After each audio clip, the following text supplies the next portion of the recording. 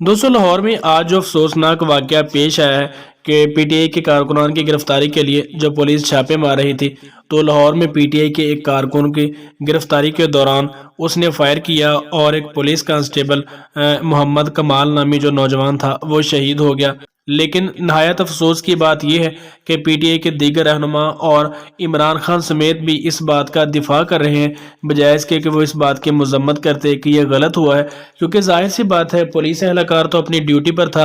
और जो अहकामात उनको मिले थे उन्होंने अपनी ड्यूटी ही करनी थी। पीटीआई की अपनी हुकूमत में भी ये मामला चलते रहे हैं, उनको तो किसी पुलिस एहलकार ने या किसी दूसरे जो मुलाजिम ड्यूटी पर थे उन्होंने इनकार नहीं किया था कि हम ये काम नहीं करेंगे। लेकिन आज जिस तरह से वो दिफा कर रहे हैं वो नहायत ही अफसोसनाक बात है और काबिल मजम्मत भी है। स्पीकर पंजाब असम्बली चौधरी परवेज इलाही ने कहा कि ये कैसा शहीद है, जो कुछ एक डाकू के साथ होना था वो इसी के साथ हुआ है और बिल्कुल ठीक हुआ है। उसने कहा कि अगर कोई बगैर बताए आपके घर आ जाए और आपको बिल्कुल नहीं पता होगा कि ये डाकू है या पुलिस वाला, आप उसे गोली मार देंगे तो किस किस्म का ये शहीद है। ये वही कुछ उसके साथ हुआ है जो एक डाकू के साथ होना चाहिए था। जबकि दूसरी तरफ साबिक वज़ीर आज़म इमरान खान ने भी इस बात की मजम्मत नहीं की बल्कि इसके दिफा में ही बात की कि जो पुलिस एहलकार अगर दूसरे शहरों में भी इस तरह छापे मारे जाते तो शायद वहां पर भी ऐसे मामलात पेश आते, इनको ऐसा नहीं करना चाहिए था। बहरहाल सियासत अपनी जगह है